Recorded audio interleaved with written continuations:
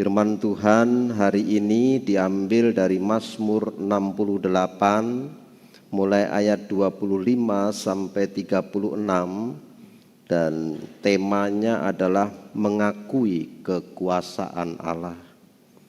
Saya akan sedikit menggantinya menjadi bukan mengakui tetapi bagaimana mengalami kekuasaan Allah.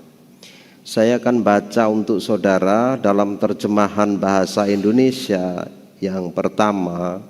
Saudara boleh pakai terjemahan apa saja dan demikian firman Tuhan. Orang melihat perarakan-Mu ya Allah. Perarakan Allahku, Rajaku ke tempat kudus.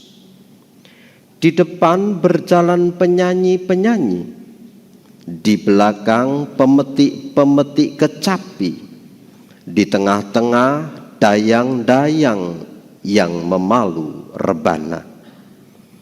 Dalam jemaah pujilah Allah, yakni Tuhan, hai kamu yang berasal dari sumber Israel. Itu Benyamin yang bungsu, yang berjalan di depan mereka.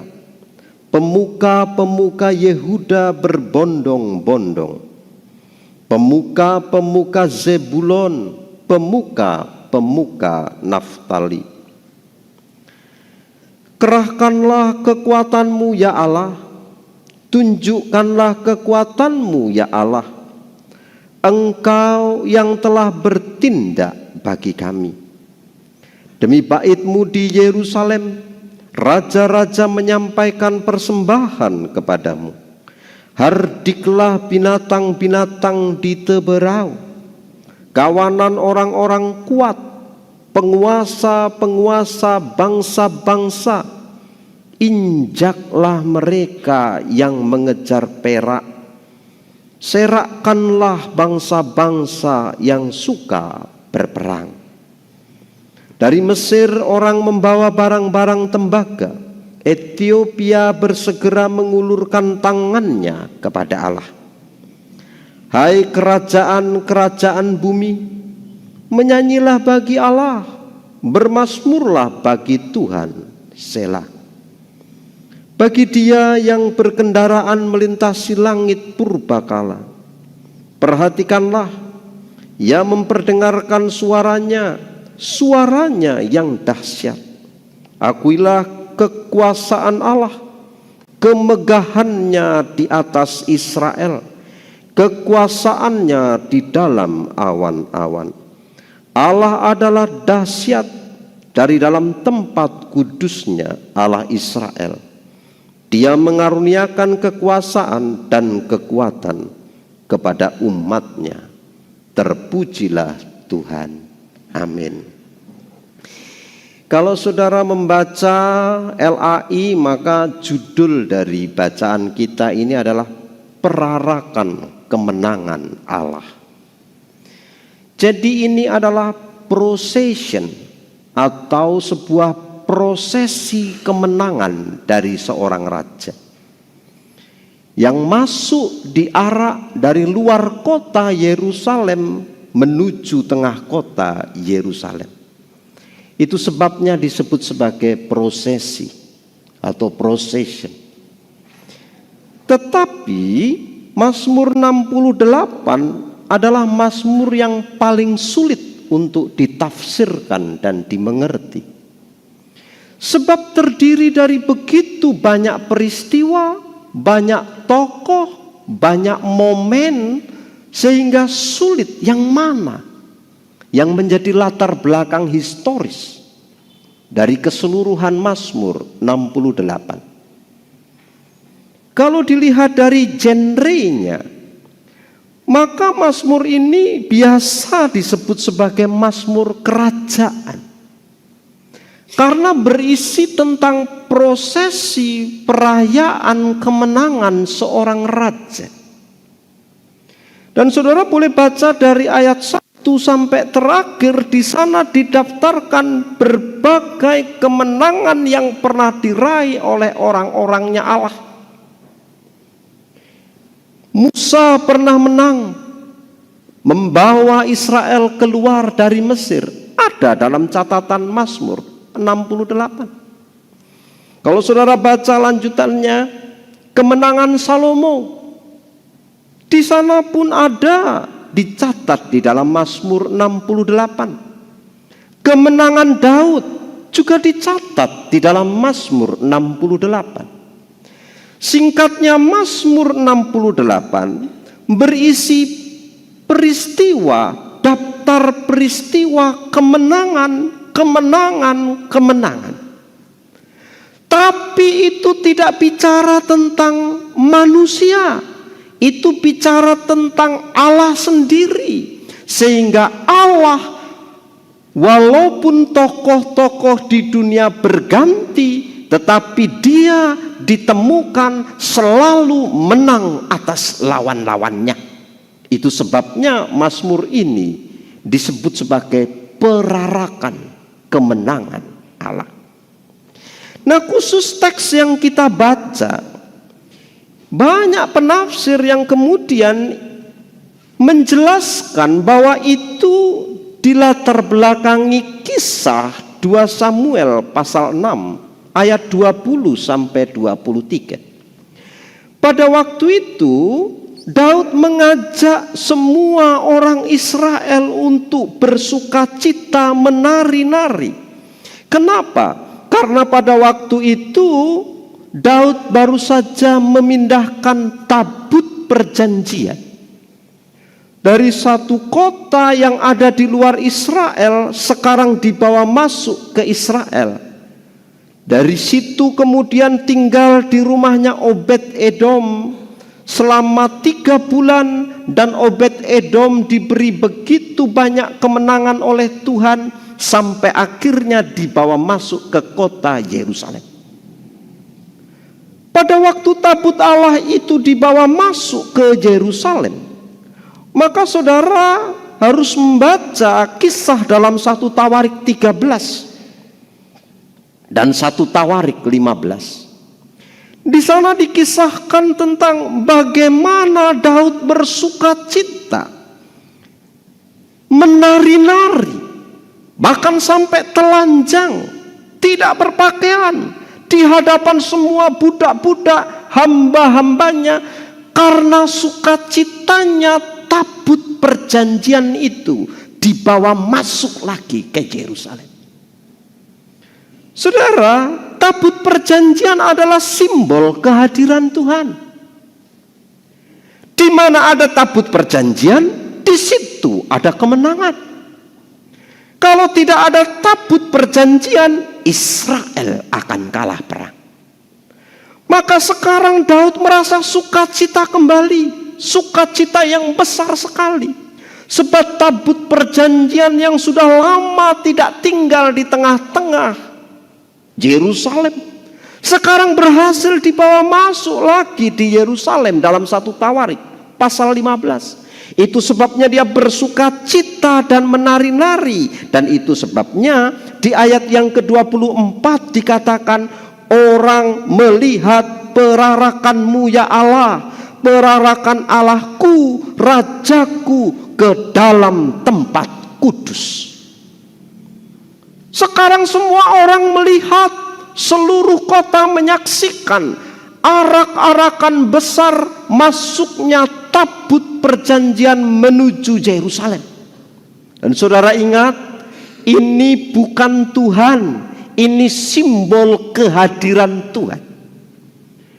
Kalau saudara nanti membaca seperti kisah di dalam Matius 21 atau Yohanes 12 tadi yang saudara baca, perarakan itu sekarang berganti dari perarakan yang tadinya adalah peristiwa di mana tabut perjanjian dibawa masuk ke Yerusalem sebagai simbol hadirnya Allah.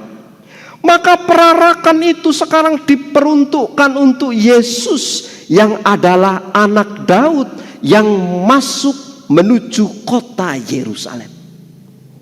Oleh sebab itu minggu ini disebut Minggu Palem. Dan saudara perhatikan, katanya ayat yang ke-24, ayat 24, 27 itu satu bagian dan tidak bisa dipisah-pisahkan. Ayat yang berikutnya dikatakan ini, itu Benyamin, si bungsu itu, ia berjalan memimpin di depan. Lalu di belakangnya ada pemuka-pemuka Yehuda. Di belakangnya ada orang-orang Zebulon. Di belakangnya lagi ada orang-orang Naftali. Ada 4 suku disebut dari 12 suku. Yang pertama itu disebut sebagai Benyamin. Yang kedua itu Yehuda, mewakili Israel yang utara. Yang kedua itu adalah Zebulon dan Naftali, yang mewakili orang Israel di selatan. 12 suku itu sekarang bersuka cita. Kenapa? Karena mereka menyongsong hadirnya Tuhan di kota Yerusalem. Apa yang terjadi di dalam perjanjian lama adalah sesuatu yang simbolik, yang kemudian digenapkan di dalam peristiwa Yesus Kristus ketika Yesus Kristus masuk ke Yerusalem. Maka Matius mempresentasikan di dalam Matius pasal 21 sebagai bagian dari official presentation, presentasi resmi tentang pertanyaan orang banyak, siapa orang ini?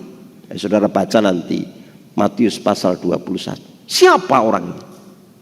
Dan di sana dipresentasikan dia adalah orang yang menggenapkan nubuat Zakaria dalam Zakaria 4 ayat 34, Zakaria pasal 9. Semua sudah dinubuatkan di sana,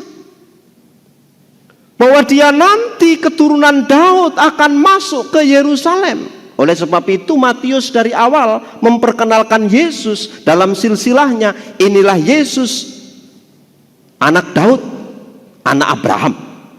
Dan saudara tahu lebih tua Abraham daripada Daud, tetapi disebut duluan Daud untuk menjelaskan bahwa Yesus itu anak Daud.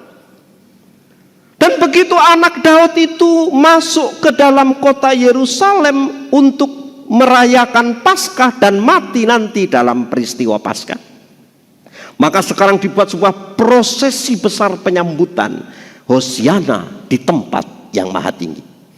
Nah saudara yang dikasihi Tuhan, perhatikan, sekarang Benyamin kumpul, orang-orang Yehuda kumpul, pemuka-pemuka Zebulon kumpul, orang-orang Naftali kumpul, 12 suku itu semuanya kumpul.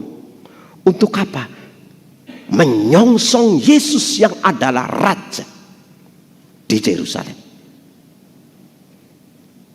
Dan saudara juga perhatikan, kalau saudara itu mengamati narasi Minggu Palem, maka semua orang yang jumlahnya sangat banyak itu, menurut Matius pasal 21, mereka sekarang menghamparkan kain dan membawa daun palem sambil berseru-seru, mengatakan Hosiana, Hosiana. Saudara yang dikasihi Tuhan, kalau begitu apa itu artinya?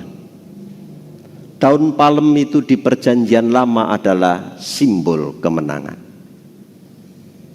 Kalau raja pergi perang dan kemudian menang di medan perang, raja akan mengutus 2 atau 3 prajurit untuk pulang, memberitahu pengawal kota supaya semua orang di kota bersiap sedia menyambut raja yang pulang perang dan menang perang. Maka mereka rakyat akan berkumpul berbaris di sepanjang pinggir jalan kota, dan mereka membawa daun palem sambil berteriak kemenangan. Ini simbol dari joyfulness, simbol dari kemenangan dan sukacita. Jadi kemudian kalau begitu, apa yang mau dikatakan di dalam ayat 24 sampai ayat 27? Ini adalah nubuat sekaligus kesaksian bahwa Yesus adalah Raja yang memberi kemenangan. Dan ini officially dipresentasikan secara resmi oleh Injil-Injil, dinubuatkan dalam Perjanjian Lama bahwa Yesus itu adalah Raja yang membawa kemenangan. Saudara yang dikasihi Tuhan, kalau saya mengatakan kepada saudara bahwa Yesus adalah Raja yang membawa kemenangan, maka saudara akan mengatakan dengan awareness saudara, ya, setuju. Tapi masalahnya bukan hanya pada level kognitif. Kalau saudara nanti membaca kisah di dalam Perjanjian Baru, maka ada namanya itu bacaan intertekstual. Apa sih respon banyak orang pada waktu Yesus diarak-arak masuk ke Yerusalem? Ada banyak respon di sana. Ada dua respon yang paling menonjol. Yang pertama adalah respon dari para imam dan tua-tua Israel di rumahnya Kayafas, imam besar di Yerusalem. Mereka semua duduk mendiskusikan tentang siapa Yesus ini. Kenapa mereka menghormati Yesus seperti Tuhan, Raja, Anak Daud. Lalu mereka bersekongkol untuk membunuh dia. Coba perhatikan respon yang pertama. Bersekongkol untuk membunuh dia. Kalau saudara amati murid-murid Yesus yang 12 orang itu, maka saudara juga akan menemukan respon yang berbeda terhadap peristiwa ini. Maka Injil-Injil mengatakan sampai hari yang ketiga setelah kematian Yesus, mereka tetap belum mengerti apa yang terjadi. Ada dua respon. Yang pertama adalah mereka yang menolak. Yang kedua adalah mereka yang tetap tidak mengerti siapa Yesus. Nah, saya akan kasih kepada saudara pilihan. Saya sekarang mengatakan kepada saudara bahwa Mazmur ini bicara tentang perarakan kemenangan Yesus. Yesus yang adalah Raja yang membawa kemenangan itu diiring-iring masuk kota Yerusalem. Maka saya menyimpulkan Yesus adalah Raja yang memberi kemenangan. Permasalahannya adalah apakah engkau mengalaminya? Permasalahannya adalah apakah responmu?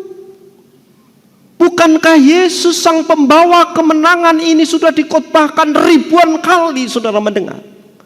Bukankah Minggu Palem sudah saudara ikuti sepanjang umur saudara? Bukankah Minggu Palem sudah saudara rayakan selama saudara mengenal Tuhan Yesus? Tapi permasalahannya, apakah kemenangan yang dibawa Yesus itu saudara alami dalam hidup saudara, sehingga kamu mengalami kemenangan demi kemenangan. Karena ini bukan bicara tentang yang futuristik. Nanti ayat berikutnya 28, 29 tentang yang futuristik. Ini adalah sekarang dan di sini. Daud menari-nari sekarang dan di sini. Daud bersukacita sekarang dan di sini. Daud mengalami kemenangan sekarang dan di sini. Bukankah saudara dan saya yang sudah mengaku mengenal Yesus masih seringkali hidup dalam kekalahan? Saudara berpikir bahwa mengikut Yesus itu berkaitan dengan seperangkat doktrin. Dan kalau kamu tahu doktrin itu, berarti kamu sudah hebat. Salah. To follow him, it is not about knowledge. Ini bukan soal pengetahuan doktrin. Ini tentang experience, bagaimana mengalami kemenangan demi kemenangan bersama dengan Yesus. Satu orang klien saya di Jalan Pembangunan, dia anak satu-satunya, Boru Sasada, Mama bapaknya orang sukses, hebat sekali, duitnya banyak, dan ini anak satu-satunya anak perempuan, diutus kuliah. Tinggal di tempat kos yang sangat bagus. Suatu hari dia datang dan mengatakan, saya sepertinya lebih baik bunuh diri saja. Kenapa? Dia mulai cerita bahwa saya sebetulnya berkecukupan, Bang. Mama bapak saya semuanya mengasihi saya. Saya ditugaskan untuk kuliah di Medan. Mama bapakku di kampung, mereka orang yang cukup sukses. Selama kuliah di Medan, mamaku tidak pernah datang ke Medan menjenguk aku di kos-kosan. Begitu juga bapakku. Ini semester yang ke-7 dan mereka berdua tiba-tiba datang ke kos-kosan. Lalu kemudian kami berupaya menyembunyikan semua yang bisa membahayakan. Semua sudah disembunyikan. Rupanya ada sisa satu yang tak tersembunyikan. Ada satu sepatu anak kecil yang lupa disembunyikan. Dan mamanya menemukan sepatu itu lalu bertanya, ini sepatu siapa?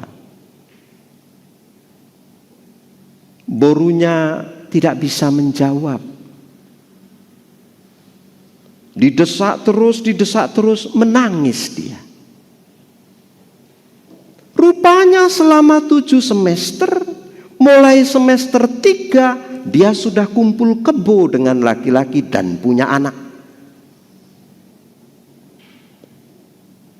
Dan mama bapaknya tidak tahu kalau borunya sudah punya anak. Itu sebabnya dia sekarang depression. Mamanya stres berat, bapaknya kaget luar biasa. Anak satu-satunya sudah punya anak tanpa dinikahkan oleh mama bapaknya. Seru ya. Ada di antara kalian yang sudah punya anak belum kawin? Ada? Enggak ada? Ada yang punya keinginan? Enggak ada. Yang di atas ada? Oh, jangan pura-pura enggak tahu kau. Jawab yang baik. Ada? Tapi anak ini adalah anak yang aktif sekali dalam kegiatan pelayanan. Maka saya tadi mengatakan ini bukan tentang seperangkat doktrin bahwa Yesus itu adalah Raja yang berkuasa dan memerdekakan. Tapi ini masalah personal experience. Bagaimana kamu betul-betul merdeka dari dosa. Merdeka dari belenggu kehidupanmu yang memberatkan. Dan kamu betul-betul mengalami minggu palem itu. Di mana kamu mengalami kemenangan bersama dengan Yesus. Sang Raja menyongsong dia dengan kemenangan. Permasalahannya banyak di antara kita yang selalu kalah. Apalagi yang punya habitual sin. Dosa yang menjadi habit. You mengakui minggu ini. Seminggu kau tahan dosamu. Minggu depan you jatuh di tempat yang sama. Dan saya menggaransi kau tidak akan merdeka tanpa Yesus. Ratusan contoh sudah terjadi di mana-mana. Apalagi mereka yang mengalami seperti sexual deviation, penyimpangan seks. You tidak akan menang tanpa Yesus. Percaya sama firman Tuhan. You tidak percaya sama saya, tidak apa-apa. You percaya sama firman Tuhan. Kau tidak akan pernah menang kalau tanpa Yesus dan firman. Pergilah ke konselor. Konselor-konselor yang tidak mengenal Tuhan, di sana kau tidak akan pernah mendapat jalan keluar. Tidak akan menang. Tidak akan pernah mengalami kemerdekaan. Maka saya mengabarkan Yesus di Minggu Palem ini adalah Raja yang membawa kemenangan. Pertanyaannya, kau mengalaminya enggak? Jangan-jangan kau seperti murid-murid yang 12 itu, aku tetap enggak tahu siapa Yesus itu. Dan aku tetap enggak kenal siapa Yesus itu. Murid-murid itu sampai Yesus bangkit tetap tidak tahu siapa Yesus. Jangan-jangan saudara sudah lama menjadi orang Kristen dan tetap tidak tahu siapa Yesus. Oke, pengetahuan saudara mengetahuinya, tapi kamu tidak menyadarinya dengan spiritual awareness. Rohmu tidak menyadari kehadiran. Yang pertama. Yang kedua, coba lihat ayat 28 sampai 32. Yesus membawa kemenangan sekarang. Tapi mulai ayat 28-32, Yesus adalah Raja kemenangan di masa depan. Dia bukan hanya ingin menolongmu, memerdekakanmu, mempersembahkan kepadamu kemenangan demi kemenangan sekarang atas kecemasanmu, anxiety-mu, depression, sakit hati, kemarahan sekarang. Tetapi dia juga adalah Raja yang membawa kemenangan nanti di kekekalan. Coba lihat ayat-ayat ini. Misalnya 28, kiranya Allahmu memerintahkan kekuatanmu. Saudara, bagian mulai dari ayat yang ke-28 sampai 32 itu doa sekaligus nubuat. Tapi juga sekaligus pengakuan universal nanti kepada Tuhan bahwa Ia adalah Allah yang maha kuasa. Nah, saya lihat ayat 28, saya ulang. Kiranya Allahmu memerintahkan kekuatanmu. Nah, sekarang pemazmur mengajak semua orang Israel. Untuk apa? Supaya Allah memerintahkan, dari bahasa Ibrani sifah, yang dalam pengertian literalnya itu bisa diartikan mengarahkan, menetapkan. Kiranya Allahmu menetapkan. Artinya apa? Supaya kekuatan Allah itu tinggal tetap. Di mana? Di Yerusalem. Nah, saya lanjutkan lagi ya. Kuatkanlah ya Allah apa yang telah kau lakukan bagi kami. Nah, ini permohonan. Sekarang Daud sebagai pemazmur itu memohon kepada Allah supaya Allah terus menyempurnakan karya penyelamatan yang sudah dilakukannya dulu di masa lalu. Tuhan sudah menyelamatkanmu dulu di masa lalu pada waktu kau lahir baru. Tapi ingat, Tuhan bukan hanya menyediakan pembenaran, justification. Tuhan bukan juga menjanjikan pemuliaan di masa datang, glorification.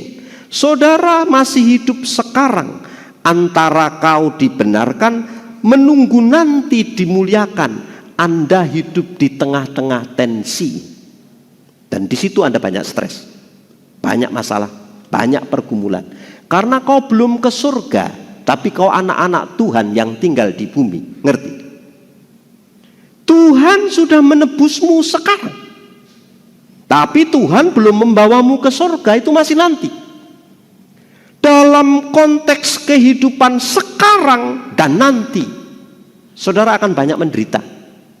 Itu sebabnya pemazmur berkata, Tuhan, lanjutkanlah karya penyelamatanmu itu dan limpahkanlah karyamu itu supaya terus terjadi bagi kami orang Israel, supaya keselamatan yang sudah kami miliki itu, yang disimbolkan dengan hadirnya tabut perjanjian di Yerusalem itu terus menghasilkan kemenangan-kemenangan sekarang, dan kemudian memancar ke seluruh bumi sehingga semua orang melihat bahwa Tuhan ada di tengah-tengah umat Israel, dan mereka boleh bernyanyi bersama dengan kami. Sebetulnya ayat-ayat itu kesimpulannya sampai di sana. Mau mengatakan sederhana, kemuliaan Tuhan harus memancar dari Yerusalem ke seluruh penjuru bumi, sampai akhirnya bangsa-bangsa di luar sana menyembah Tuhan. Akibat Tuhan yang mulia di Israel itu, sinar kemuliaannya memancar ke seluruh muka bumi. Ini sama dengan gereja. Kita berdoa, kita bermohon, dan seperti Mazmur bernubuat, kiranya kau kerjakan terus Tuhan keselamatan itu bagi kami sekarang. Dan biarlah karya keselamatanmu itu terus bersinar mulai dari dalam gereja kami, keluar sampai seluruh suku-suku bangsa akhirnya melihat bahwa Yesus Kristus tinggal di dalam komunitas orang percaya di gereja. Maka suku-suku itu akhirnya menyembah Tuhan. Nah, ini sudah teologi tentang gereja. Kita sekarang hidup di dalam kesulitan. Kenapa? Karena pada kenyataannya gereja Tuhan jarang yang menyinarkan kemuliaan Tuhan sampai di luar sana. Di gereja kita hanya ribut urusan makan. Di gereja kita hanya ribut urusan pesta. Di gereja kita hanya rame urusan perayaan. Sebentar Paskah, semua akan merayakan Paskah. Tunggu sebentar lagi, bulan 6 sudah banyak itu panitia Natal dibentuk. Seluruh Sumatera Utara merayakan Natal, mulai dari tanggal 1 sampai tanggal 25 Desember. Itu yang normal. Yang nggak normal, sampai Januari tembus kita masih Natalan di Sumatera Utara ini. Ini memang luar biasa orang Medan ini. Baru di Medan inilah saya Natalan bulan 4. Bona tahun bulan 3. Dan memang orang Medan ini suka sekali dengan kebaktian. Jangan Anda hanya suka kebaktian, tapi tidak suka dengan Tuhan yang adalah Raja di kebaktian. Kita dilelahkan dengan urusan bertengkar satu dengan yang lain. Kita dilelahkan dengan urusan bikin panitia. Kita dilelahkan dengan urusan bikin acara retreat, bikin acara reuni, bikin macam-macam.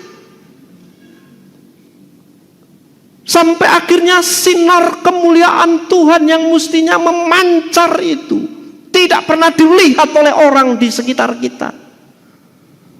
Bahkan orang 100 meter dari gereja kita mungkin tidak merasakan kehadiran kita. Karena gereja mestinya menjadi terang yang menyebabkan orang memuji-muji Tuhan. Coba saudara baca itu. Misalnya ayat yang ke-32. Hai kerajaan-kerajaan di bumi, bernyanyilah bagi Allah, bermazmurlah bagi Tuhan. Hai kerajaan-kerajaan di bumi, bernyanyilah bagi Allah. Dan saudara lihat puncaknya di ayat 33, 35. Puncaknya 33, 35. Saya baca untuk saudara. Akuilah kekuasaan Allah, kemegahannya di atas Israel, kekuasaannya di dalam awan-awan. Allah adalah dahsyat, dari dalam tempat kudusnya Allah Israel. Dia mengaruniakan kekuasaan dan kekuatan kepada umatnya. Terpujilah Tuhan. Lalu ayat 33, ayat 34. Hai kerajaan-kerajaan di bumi. Oh sorry, ada yang saya hilang. Ayat 32. Dari Mesir orang membawa barang-barang tembaga. Dari Ethiopia bersegera mengulurkan tangannya kepada Allah. Mulai dari Mesir, Ethiopia, segala suku-suku bangsa akan datang kepada Allah. Kenapa? Karena gereja Tuhan. Kehadiran kehadiran kita mestinya menyebabkan orang di sekitar kita mengulurkan tangannya kepada Allah. Kehadiran saudara dimanapun mestinya menyebabkan orang di sekitarmu melihat Tuhan. Termasuk di kos-kosan. Kau kan di kos-kosan. Apakah Tuhan ada di kos-kosanmu? Apakah tetangga kamarmu melihat Tuhan melalui kamarmu? Ini kau pun odol pun kau ambil dari kamar sebelah. Ada yang ke gereja pakai baju kawannya? Angkat tangan. Ada ini yang ke gereja hari ini pinjam baju kawannya? Angkat tangan. Enggak ada. Pinjam sepatu kawannya? Tapi enggak ngomong. Pinjam kan boleh. Tapi ada kawan-kawan yang jugul di kos-kosan itu.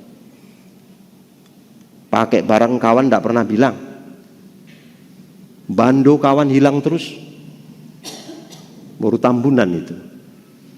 Eceknya. Jangan marah kau sama aku. Saya hanya mau mengatakan, apakah Tuhan itu bersinar dalam hidup? Sehingga orang-orang yang melihatmu, mereka melihat Tuhan karena ini Minggu Palem. Sehingga ingat, suatu hari nanti di masa depan, di kekekalan nanti, kata firman Tuhan, baik bangsa-bangsa Ethiopia, orang-orang dari Mesir, semuanya akan menyembah Tuhan dalam kemuliaannya yang kekal. Ia adalah raja yang memberi kemenangan, bukan hanya sekarang, tapi di masa depan. Suatu hari kau akan memerintah bersama dia di kekekalan. Nah, ini yang saya mau katakan. Bukankah itu hanya ada di dalam kekristenan? Dan itu hanya ada di dalam Alkitab. Saudara, saya baca satu ayat untuk menutup khotbah saya ya, supaya saudara itu mengerti dengan benar. 1 Korintus 15 ayat 19, ayat yang bagus. Jikalau kita hanya dalam hidup ini saja, dengar baik-baik, saya ulang. Jikalau kita hanya dalam hidup ini saja menaruh pengharapan pada Kristus, maka kita adalah orang-orang yang paling malang dari segala manusia. Paulus membuat mata kita terbuka. Kalau kau ikut Yesus, lalu kamu itu hanya menaruh harapan kepada Yesus akan hal-hal yang kau lihat di dunia ini, maka kau paling malang. Kau orang Kristen paling malang. Apa itu artinya? Gini, kau ikut Yesus kan punya pengharapan supaya kau lulus PNS, yang masih mau ikut UTBK supaya kau lulus UTBK, yang mau cari teman hidup supaya dapat teman hidup, yang punya kos-kosan supaya kos-kosanku laris, yang punya jualan online supaya jualanku laris, dan lain sebagainya. Lalu dengar baik-baik, kalau kau ikut Yesus hanya berharap seperti itu, maka kau orang Kristen yang paling malang. Bukan orang Kristen dari Malang, orang Kristen paling malang. Kenapa? Karena Tuhan menyediakan lebih besar dari yang dilihat mata orang di dunia ini. Apa itu? Kemenangan di kekekalan. Dan Minggu Palem mengingatkan itu juga. Yesus itu raja yang akan membawamu kepada kemenangan di kekekalan. Jadi kalau kau sekarang datang ke gereja supaya kau lulus PNS, supaya kau dapat istri, supaya doamu dijawab Tuhan, kau orang Kristen yang paling malang. Bukan kata saya, kata Paulus. Kenapa?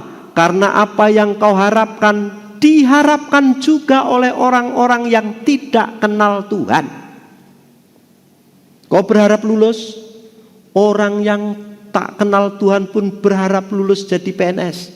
Sama toh? Kau berharap dapat suami yang baik, orang tak kenal Tuhan pun berharap dapat suami yang baik. Kau berharap bisnismu jualan online laku, orang tak kenal Tuhan pun berdoa yang sama. Kau berharap supaya anakmu baik-baik saja, orang kafir pun berdoakan hal yang sama. Maka kau orang Kristen biasa-biasa saja. Paulus pakai kalimat kasar, kau orang Kristen paling malang.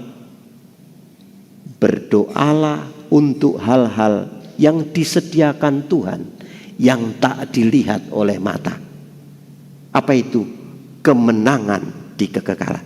Maka jangan tinggalkan Yesus. Maka jangan kau tukar Yesus. Maka jangan kau gadekan Yesus. Kalau pingin kali kau menikah dan pacarmu orang tak kenal Tuhan, segera kau tinggalkan pacarmu.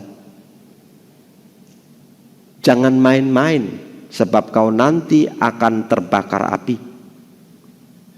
Carilah mereka yang orang percaya. Dan jangan tinggalkan Yesus demi apapun, karena hanya Dia yang bisa memberimu kemenangan di kekekalan. Sehingga suku-suku bangsa memuliakan Tuhan. Terpujilah Tuhan. Amin.